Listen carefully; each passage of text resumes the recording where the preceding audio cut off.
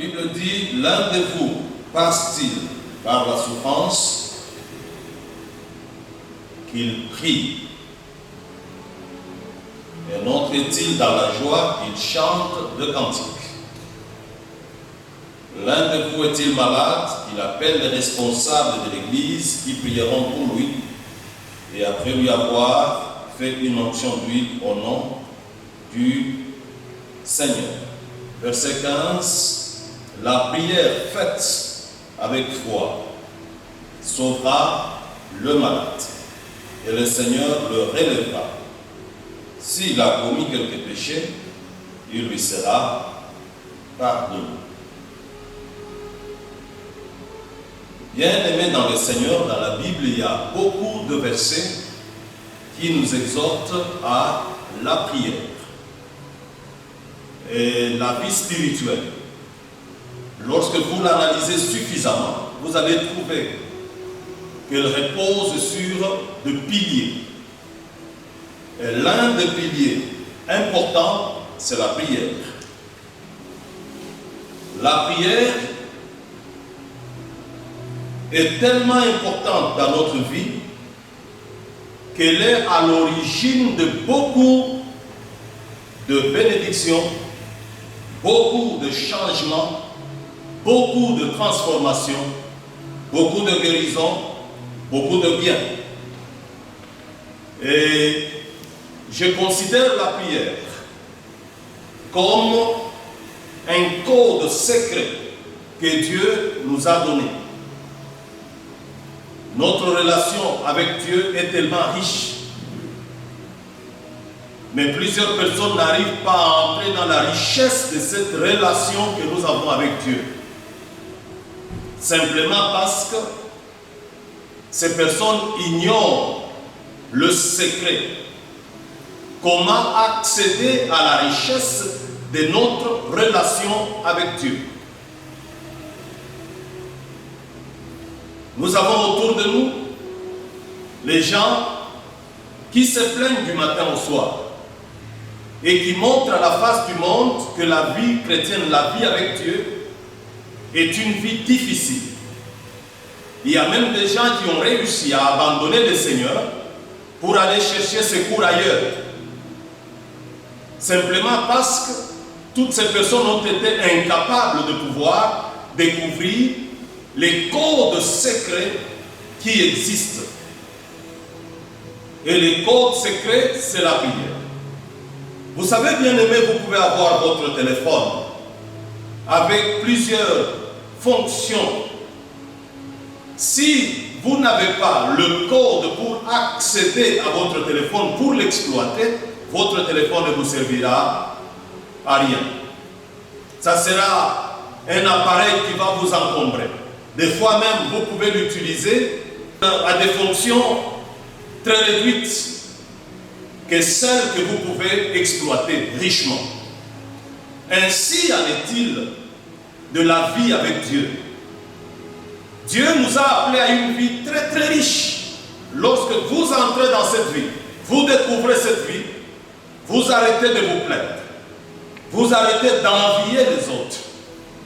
Vous arrêtez de mûrir en vous les ambitions de quitter Dieu pour aller chercher la réussite ailleurs, la bénédiction ailleurs.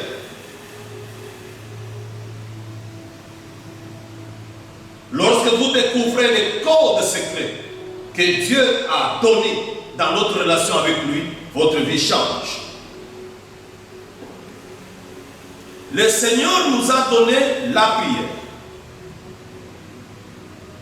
comme moyen efficace de pouvoir nous positionner spirituellement, comme moyen efficace de pouvoir remonter notre capacité spirituelle, comme moyen efficace pour pouvoir maintenir notre communion spirituelle.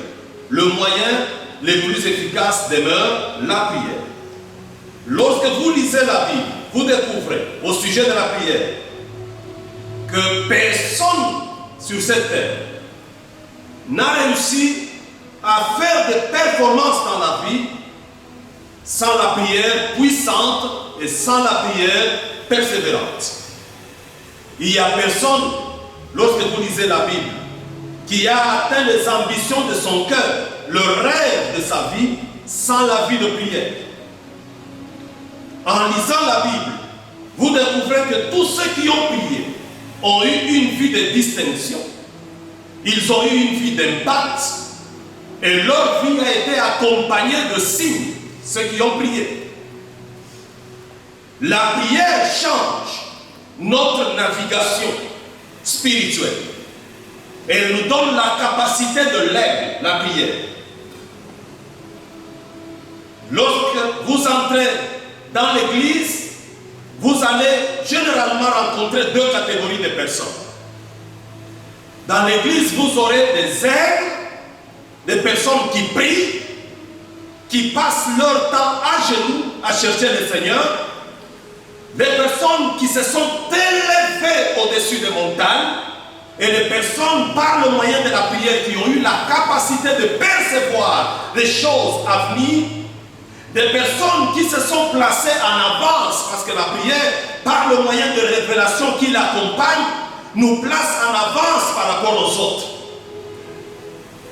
Vous avez des personnes aigles qui se sont élevées au-dessus des montagnes, qui ont refusé de subir les événements, qui ont refusé de subir des choses qui viennent du monde de ténèbres. Vous avez une autre catégorie de personnes que j'appelle des tortues. C'est des gens qui se traînent dans la poussière, qui n'ont pas eu la révélation de la prière. Des personnes qui sont appelées à subir tout ce qui arrive. Vous les trouvez à l'église. C'est ainsi, frères et sœurs, lorsque vous êtes à l'église, vous devez faire très très attention avec des gens qui se plaignent. Lorsque vous trouvez quelqu'un demeuré dans les plaintes, qui n'arrête pas, qui ne fait que pleurer, posez-lui la question. Êtes-vous dans le principe de Dieu? Le principe de prière. Parce que c'est lui qui prie. Sa vie finira par s'élever. C'est lui qui prie. Il finira par monter au-dessus des obstacles. C'est lui qui prie. Le diable ne sera pas en mesure de gérer sa vie, ni de le contrôler. Parce que la prière fait de nous des mystères. Et un mystère spirituel, c'est quelque chose que le diable ne contrôle pas, quelque chose que le diable ne manipule pas. Mais lorsqu'on perd le langue de prière, on tombe bas, et le diable peut te gérer, le diable peut te contrôler.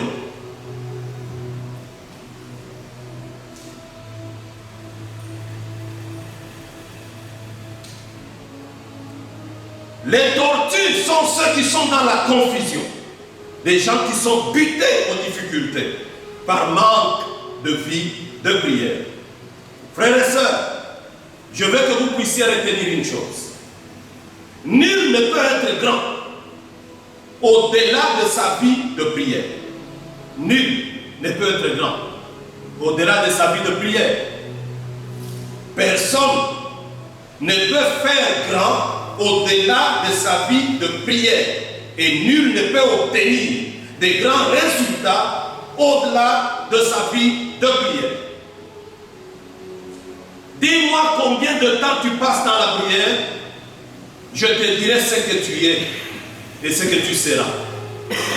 Chacun de nous ressemble à sa vie de prière. Des personnes qui prient suffisamment ont une vie brillante. Et des personnes qui ne prient pas suffisamment n'ont pas de vie brillante. Il faut savoir que ce que tu es en secret éclate aux yeux des hommes. Ce que nous paraissons devant le monde, c'est ce que nous sommes généralement en secret. Tu ne peux pas être grand aux yeux des hommes si en secret tu es petit. Tu ne peux pas réaliser de grandes choses avec le Seigneur si en secret tu es petit. Tu ne peux pas être un grand prédicateur si ta vie de prière est faible. Tu ne peux pas prétendre chasser les démons si ta vie de prière est faible. Tu ne peux pas prétendre exercer le ministère à une sphère élevée et avoir un ministère d'impact si ta vie de prière est faible. La difficulté de plusieurs personnes, c'est de vouloir faire beaucoup de choses qui dépassent leur niveau de prière. Vous devez savoir que dans tout ce que nous faisons, nous devons avoir un soutien. Le soutien, c'est la prière. Autant ta prière est grande, ton soutien sera grand. Autant ta prière est petite, ton soutien sera petit. Il faut faire très très attention. Lorsque vous lisez la Bible nous parle de Élie. Vous savez, Élie, à un moment donné de sa vie, a fait quelque chose de très grand. Qu'est-ce qu'Élie a fait? Élie s'est levé un jour, il regarde le ciel, il dit, sinon à ma parole, la pluie ne tombera pas. 3 ans. Vous savez, c'est simple. Lorsqu'on lit la Bible, c'est très très simple. Élie a dit, 3 ans, la pluie ne tombera pas. Et pendant 3 ans, la pluie n'est pas tombée. Le même Élie est venu. La Bible nous dit qu'Élie est monté à la montagne. Quand il est monté à la montagne, c'était pour aller demander que la pluie tombe. Ce qui est curieux, c'est que quand Élie est arrivé à la montagne, il n'est pas arrivé à la montagne pour contempler la montagne. Élie est arrivé à la montagne pour prier. Élie a pris du temps dans la prière. Le larme qu'Élie a fait couler à la montagne, ces larmes se sont transformées en pluie. Plus Élie priait, plus le ciel s'est constitué en nuages. C'était la puissance de la prière d'Élie qui était en train de constituer la pluie au ciel. Les cris d'Élie se sont transformés en tonnerre. Le peuple qui est resté 3 ans sans voir la pluie, ce jour-là, le peuple a entendu le bruit au ciel. D'où venait le bruit? Le bruit venait de la prière d'Élie. Je veux dire à quelqu'un, lorsque tu pries, ta prière est capable de constituer les nuages de bénédiction au ciel sur ta vie. La prière est capable. Après la prière d'Élie, la Bible dit, ce qui était impossible, qui ne pouvait pas se faire, ce jour-là, c'est fait. Qu'est-ce qui s'est fait? La pluie est tombée. Ici, je vais dire, frère, si ta vie connaît la sécheresse, ce n'est pas le problème de Dieu. Si ta vie connaît le temps difficile, ce n'est pas le problème de Dieu. Si toi, tu as une vie qui ne s'épanouit pas, ce n'est pas le problème de Dieu. Le problème, c'est toi.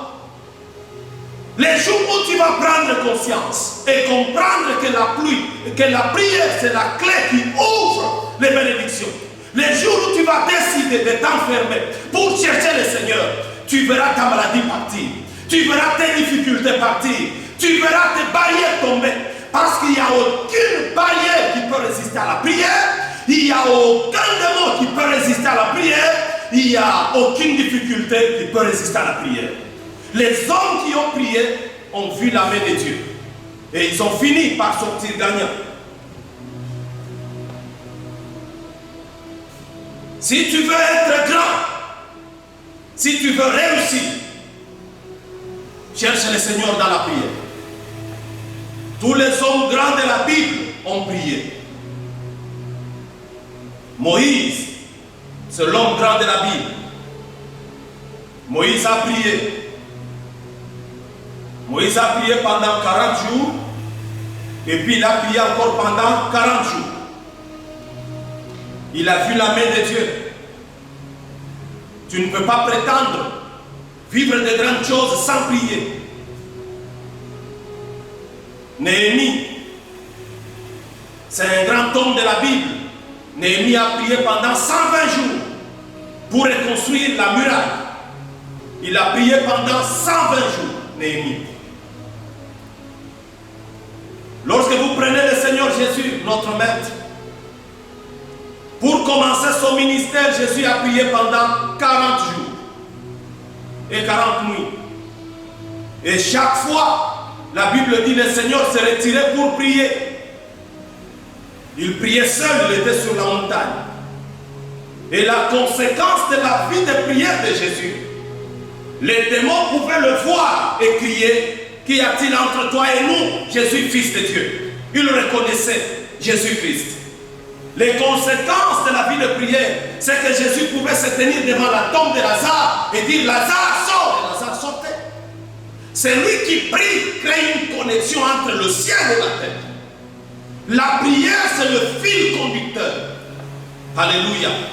Qui fait partir l'énergie spirituelle du ciel vers la terre. Là où l'on prie, Dieu descend. Là où l'on prie, l'énergie du ciel est là. Et celui qui prie, quand il ne parle pas par lui, il parle par le ciel. Celui qui prie, quand il n'agit pas par lui, c'est le ciel qui agit en lui. Celui qui prie, quand il crie, c'est le ciel qui crie en lui. Voilà pourquoi le diable ne peut pas résister devant celui qui crie. Parce que c'est l'énergie du ciel qui est communiquée. Alléluia. Que le Seigneur nous aide à comprendre que sans la vie de prière, nous ne ferons rien. Sans la vie de prière, nous ne ferons rien. Paul a prié, Pierre a prié. Et dans Jacques, nous avons lu, Jacques dit, si quelqu'un souffre, qu'il prie. Si tu sens que tu souffres, prie. La prière, c'est une bénédiction commune que Dieu a donnée à tous ses enfants. C'est un privilège commun, la prière. La prière n'est pas faite pour une catégorie de personnes. La prière, ce n'est pas l'apanage de pasteurs. La prière, ce n'est pas l'apanage des serviteurs. La prière, c'est l'apanage de tout le monde. Tout le monde peut prier. Mais malheureusement, les hommes ne prient pas. Les hommes aiment chanter, ils aiment tout faire. Mais quand on arrive au moment de la prière, les gens ne prient pas. Plusieurs personnes sont dans la prière que j'appelle la prière de maintenance. La prière d'entretien. C'est cette prière que nous faisons quand nous voulons dormir. Seigneur éternel, garde-nous, nous voulons dormir au nom de Jésus. Amen. On dort. On se réveille, on prie encore pendant 3-4 minutes. On sort pour aller au service. Tout ça, c'est des prières de maintenance. La prière de maintenance ne peut pas transformer ta vie. La prière de maintenance ne peut pas faire tomber les combats de ta vie. Si tu veux transformer ta vie, faire tomber les combats de ta vie, il faut aller dans ce que j'appelle la prière profonde. Prière comme programme va peser sur toi. Parce que tu vas prier dans les limites du temps fixé. On a dit nous allons prier pendant 15 minutes. Eh bien tu regardes la montre, il n'est pas encore 15 minutes, je vais arrêter la prière. Mais lorsque la prière devient une vie, frères et sœurs, tu la feras au volant de ta voiture. Lorsque la prière devient une vie, quand tu ne l'as pas fait, tu sens qu'il y a quelque chose qui manque en toi. Quand tu n'as pas prié, tu es comme quelqu'un à qui l'on a privé, n'est-ce pas, de l'oxygène pour respirer. Tu te battras pour prier. Et ce niveau-là, nous devons l'atteindre. Vous savez, il y a beaucoup de choses, frères et sœurs, que le diable a compliquées dans la vie de plusieurs personnes. J'aime bien dire à ceux qui me suivent, vous ne serez pas possédés par le diable à cause de Jésus-Christ en vous, mais vous serez combattus par les puissances des ténèbres. Et pour vaincre les puissances des ténèbres, il vous faut une vie de prière. Daniel, lorsque vous lisez les Saintes Écritures, la Bible dit un jour Daniel a commencé à prier. Aussitôt, Dieu a envoyé un ange pour répondre à Daniel.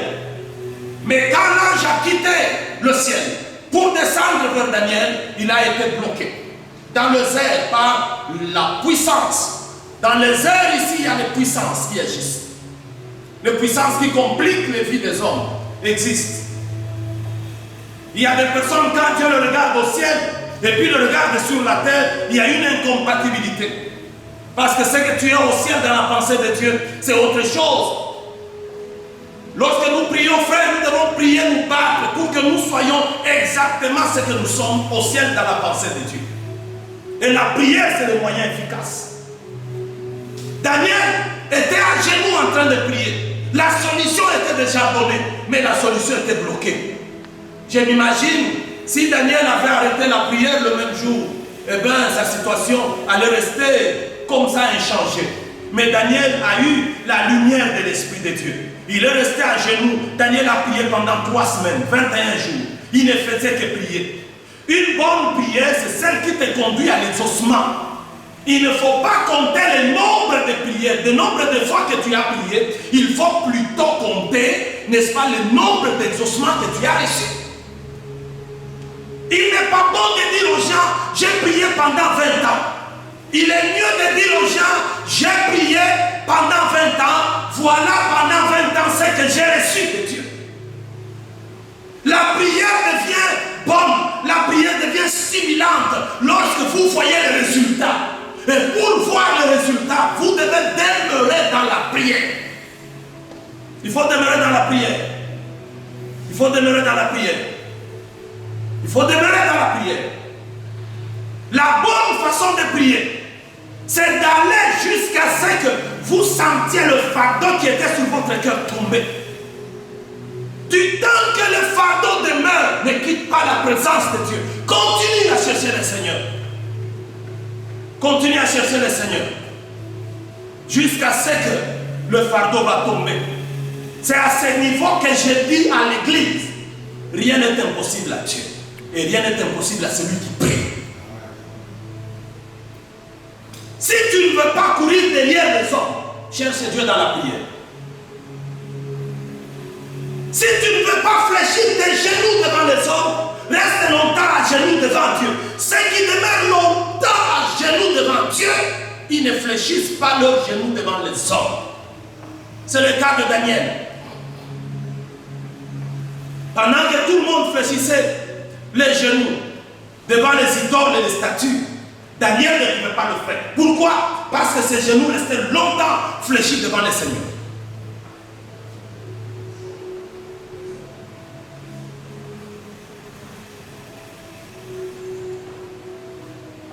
Si tu veux recevoir continuellement la pluie de Dieu dans ta vie, demeure dans la présence de Dieu à genoux. Prie. Et la prière ne doit pas être une compétition. Nous ne prions pas par rapport aux autres. Nous prions par rapport à nos personnes. Par rapport à ce que nous voulons atteindre comme objectif. Ceux qui ont fait de la prière une compétition, ils n'ont rien gagné. Parce que le Dieu du ciel, lorsque nous prions, il regarde dans nos mobiles. Il faut voir qu'est-ce que tu as dans ton cœur. Qu'est-ce que tu as dans ton cœur? Paul, qui a fait l'expérience de la prière, vous savez, Paul a expérimenté beaucoup de choses. Il est en prison, arrêté en prison. Et on dit, Paul est en prison, l'église se réunit, il commence à prier. Frère, nous avons laissé beaucoup de gens mourir avant leur temps. Parce que nous, église, on n'a pas pris la responsabilité qui est la nôtre. Quelle est notre responsabilité? C'est de prier pour les gens. Des fois, nous nous laissons abattre par les théories des hommes. Tu arrives à l'hôpital, le médecin te dit c'est un cancer. Parce qu'on cite cancer, et le médecin te dit le cancer est incurable. C'est tout, tu rentres à la maison, tu arrêtes la prière et tu oublies que là où se limite l'intelligence de l'homme, là commence la puissance de Dieu. Et la puissance de Dieu, tu ne peux pas l'expérimenter autrement que par la prière. Oh Seigneur, fais-nous grâce. Fais-nous grâce.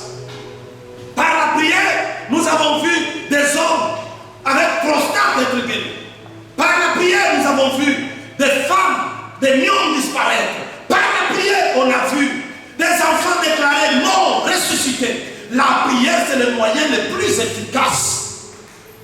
le plus efficace, qui peut changer toutes choses et transformer la vie de l'homme.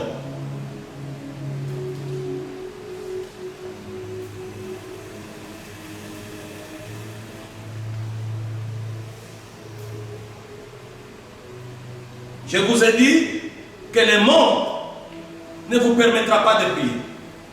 Satan ne vous permettra pas de prier. Votre propre chair ne vous permettra pas de prier. Mais il revient à vous de comprendre la pertinence de la prière dans votre vie et de prier. La prière, c'est un sacrifice. Celui qui veut aller loin dans le domaine de prière, il doit prier sans sa volonté de foi. Parce que des fois, on n'a pas la volonté de prier. Et Jésus dit aux disciples, vous savez, l'esprit est bien disposé, mais la chair est faible.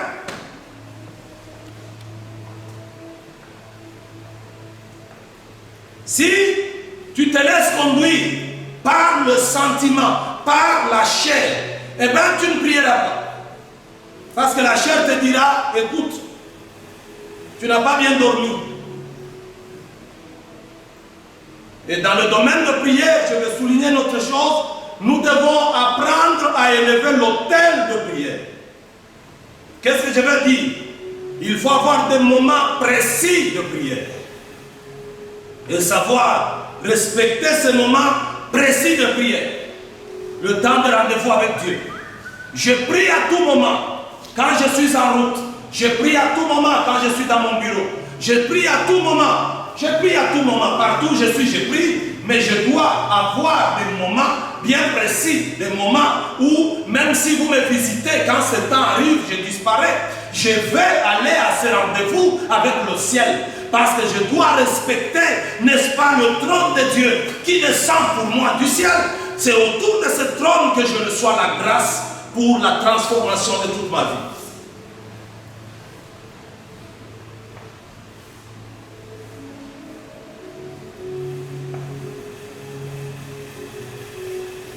Paul, dans Ephésiens chapitre 6, au verset 18, il dit en toutes circonstances, faites toutes sortes de prières. En toutes circonstances, faites toutes sortes de prières. Écoutez-moi. Toutes sortes de prières veut dire ceci. Il y a des moments où tu arrives, tu commences la prière, tu sens que le ciel est fermé. Ça arrive. Tu commences, Seigneur Dieu, tu sens que ça ne marche pas. En ce moment-là, il faut changer. Tu peux entrer dans la prière d'adoration. Le plus souvent, pour percer le ciel, quand il est fermé, on y va avec des moyens stratégiques. Je change. Au lieu d'aller dans la logique que j'avais, je commence une prière d'adoration. Seigneur éternel, merci, parce que tu demeures roi. Tu es très fidèle. Je sais que même ici où je suis, tu es là. Tu es le Dieu qui est présent partout. Je t'adore parce que tu n'as pas changé. Plus tu parles, plus tu l'adores, plus tu sens le ciel commencer à s'ouvrir. Le nuage qui bloquait commencer à se déplacer. Jusqu'à ce que tu vas voir la liberté spirituelle se créer et tu peux franchir le mur et entrer dans le palais du roi et commencer à parler avec le roi parce que tu as vaincu l'obstacle par le moyen d'adoration.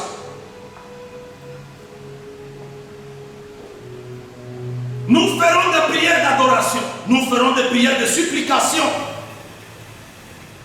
Ce n'est pas à tout moment où nous condamnons, nous ordonnons. Il y a des moments où nous jetons au pied du Seigneur. Nous commençons à les supplier. Il dit en toutes circonstances, faites toutes sortes de prières et de requêtes sous la conduite de l'Esprit.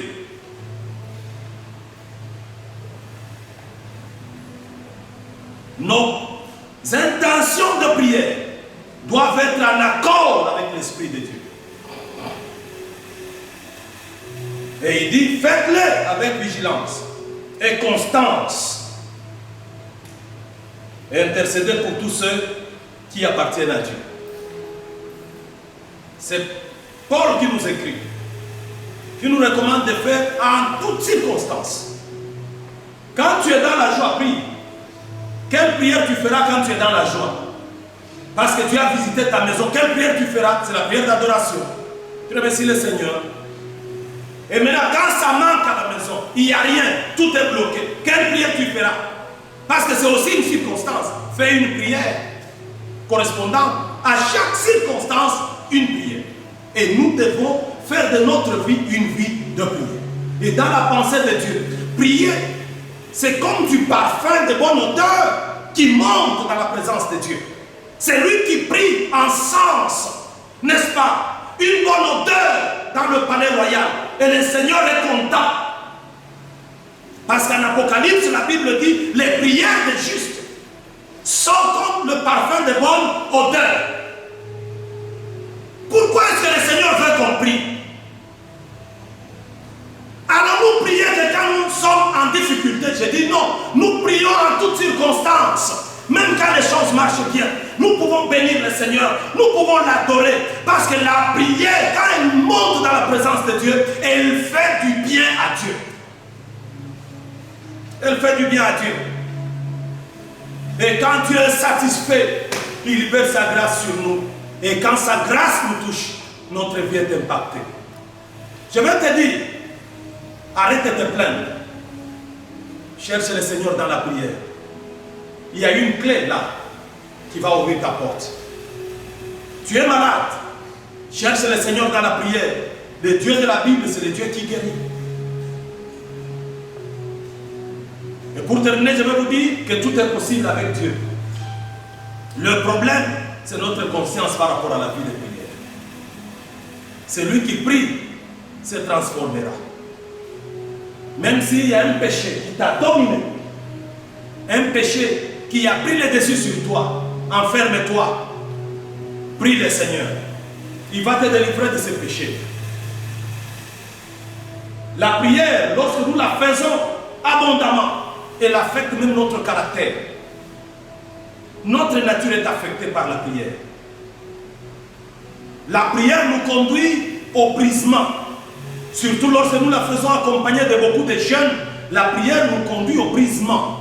Nous devenons des personnes brisées, totalement brisées.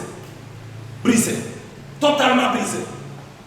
Et lorsque nous nous habituons à faire beaucoup de prières, la prière nous rend dépendants de Dieu. Totalement dépendants de Dieu. Jésus a été un homme extraordinaire. Non pas seulement qu'il était fils de Dieu, mais aussi à cause de sa vie de discipline dans la prière. Si tu te disciplines dans la prière, tu vas étonner ton voisin. Tu vas t'étonner de voir de grandes transformations qui vont s'opérer dans ta vie. Certaines choses ne sont pas loin de toi. C'est seulement la prière pour renverser les petits murs qui te séparent. Et tu vas saisir les choses. Discipline ta vie. Je vais vous dire, tout celui qui n'est pas discipliné ne verra rien dans sa vie. La vie au finish, c'est un problème de discipline. Tu veux réussir, sois discipliné dans ce que tu fais. Tu réussiras. Et si tu te disciplines dans la vie de prière, tu verras la main de Dieu. Et le Seigneur va produire beaucoup de signes dans ta vie. Je crois qu'à partir de ce matin, quelque chose de nouveau va arriver par les moyens de la prière. Que Dieu te bénisse.